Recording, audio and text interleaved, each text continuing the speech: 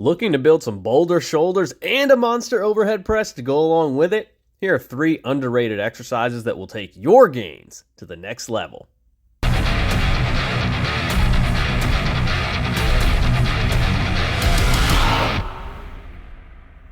What's up, guys? Enkiri here, and today we're going to talk about building your overhead press. And in this case, I'm talking about the strict press overhead in this video. So that is pressing the bar from the shoulders to a locked out position overhead using nothing but the strength of your upper body pressing muscles. And this is very distinct from the push press, which is a favorite exercise of mine, but that movement uses leg drive to heave the bar off the shoulders before finishing the press with the upper body. Now, the push press deserves its own video of exercises to help build that particular movement, and we'll get to that in the next few weeks. Today, though, we're going to focus on the strict press. And exercise number 1 is the overhead press off of pins. And this is actually my personal favorite overhead press variation of all. I train it as a primary pressing movement, but it also offers immense and unique benefits as a secondary building exercise to your regular overhead presses as well. Lifting off of pins creates standardization and consistency. As long as you allow the bar to fully settle onto the pins before every press, which you should be doing as opposed to allowing the bar to bounce off the pins, then you are getting absolute consistency on every press that you do. Always pressing from the exact same height and always pressing from a fully dead stop position off the shoulders. Similar to pin squats, which is another favorite exercise of mine, this is going to build immense power in the bottom position of the lift, which is the weakest position of most lifts. The big benefit of using pin lifts is that they help you build this power and explosiveness out of the bottom position. Now, the sticking point of the lift is usually a little bit higher up. It's generally about 1/3 of the way up from the bottom, but we miss lifts there not because we're weakest at the sticking point, but rather because we could not create enough bar speed in the bottom position, which is where we're actually the weakest. So the stronger that you can make this weak point at the bottom, the more bar speed that you'll be able to generate to start the lift, and the stronger that your entire press will become. So use pin lifts often, hit them hard, hit them in a variety of set and rep ranges, and build monstrous power out of the bottom of your press.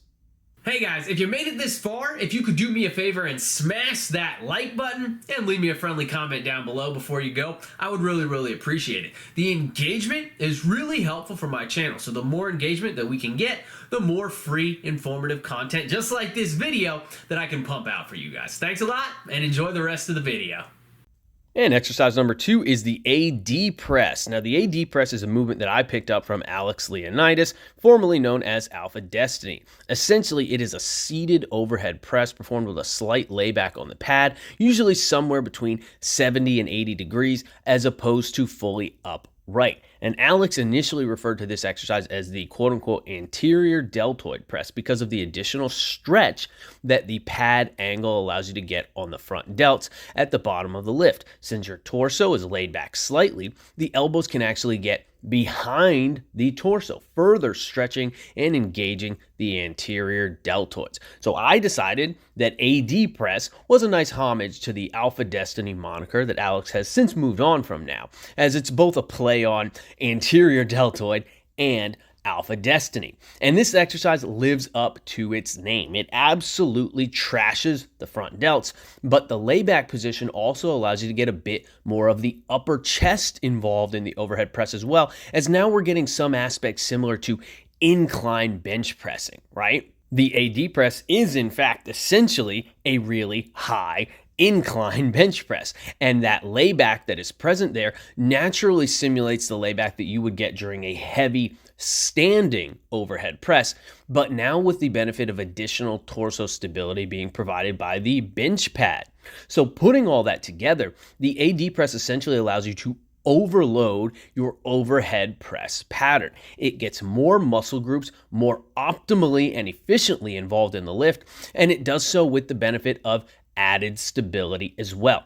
So now you can either really focus on building extra strength in the applicable pressing muscles with that overload effect, but you can also use a little bit less weight and take advantage of the added stability that's present here for greater hypertrophy in those pressing muscles as well. And as long as you keep practicing your regular standing pressing concurrently, then those strength and hypertrophy gains from these seated presses are going to transfer over very, very nicely into your standing presses. And finally, exercise number 3 is one of my current favorite movements to train, and that is the behind the neck press. And this movement has been vilified for as long as I can remember. I have been lifting weights since about 2008, and since I got my start way back then to this very day in 2024, I just got a comment on one of my shorts today that behind the neck presses have nothing to offer and are a dangerous movement.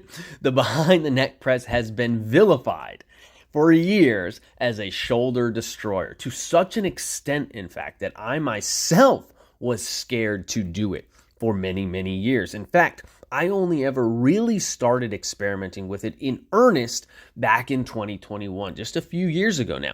And it didn't take me long to figure out that most of the fears surrounding this movement are generally unfounded, especially for guys who are taking care of themselves and doing what it takes to build big, strong shoulders and a commensurately impressive overhead press. These days, most of my clients actually perform the behind the neck press in their training programs. We start very light, we focus on rep quality, and we build the training weights and intensities very slowly. If the shoulders are too stiff to press well from this position behind the neck, then we simultaneously incorporate movements to help open them up as well. And almost no one has issues with the exercise. In fact, in over 2 years now of using it with my clients, I can't even recall a single client who I've had to have stop doing this movement when we approached it in this fashion. It doesn't cause pain and it doesn't destroy anyone's shoulders because we approach the exercise cautiously and sensibly rather than vilifying it or being scared of it. And when you take this cautious and sensible approach, the benefits that this movement has to offer are very profound, not just as a shoulder strengthening exercise, but also as a shoulder bulletproofing exercise. And yes, you heard that correctly. I am asserting that the movement that's supposed to be a shoulder destroyer is actually a shoulder bulletproofer when you know how to approach it properly. And the reason for this is because of the way that the behind the neck position stretches and loads the shoulders. With the bar behind the head like that, the shoulders have to learn how to open up into end range and produce immense force from that position. As such, they end up becoming both limber and strong. And that end range strength and mobility is going to promote training longevity. And what is the biggest predictor of becoming big and strong in the long run? What's the biggest predictor of having an impressive overhead press in the long run? That is going to be injury-free, consistent years under the bar. The longer that you can press heavy shit overhead pain-free and the more high-quality work that you can get in and recover from without causing pain or injury, then the bigger and stronger that your shoulders are going to become in the long run, and the more impressive that your overhead press will become as well. The behind the neck press essentially isolates the deltoids in the first 2/3 of the press. It's actually basically the purest overhead press of all, as it takes the chest out of the movement altogether due to the positioning of the bar, and it negates the need for any type of layback. So this is great for honing in on deltoid strength and hypertrophy specifically, as well as encouraging a smooth and efficient overhead press pattern in general. So don't be scared of this movement. Just approach it sensibly and prepare your body for it accordingly, and you will be able to reap the strength and bulletproofing rewards that this underrated movement has to offer.